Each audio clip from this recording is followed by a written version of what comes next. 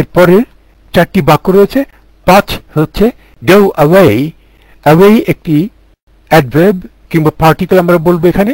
Back একটি particle, on একটি particle, আরেকটি হোম বাড়ি, go home বাড়ি যাও।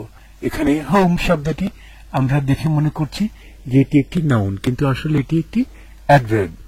এটি নাউন হতে হলে go ভার্বটিকে ট্রান্সিটিভ ভার্ব হতে হতো, কিন্তু এটি একটি ইন্ট্রান্সিটিভ ভার্ব। ইন্ট্রান্সিটিভ ভার্ব কাকে বলা হয়? যার পরে কর্ম থাকে না। আমি কি গেলাম, আমরা যে কোনো ভাষায় প্রশ্ন করতে পারি না। এটি বাংলা ভাষায় যেরকম ইন্ট্রান্সিটিভ অকর্মক্রিয়া, ইংরেজি ভাষাও সেরকম অকর্মক্রিয়া। তবে আমরা দেখব যে আমরা অন্যান্য কয়েকটি ভাষাতে যেরকম আরবি ভাষাতে আসা একটি সকর্মক্রিয়া, যেরকম কারো কাছে আসা, জিম আলিফ হামজা।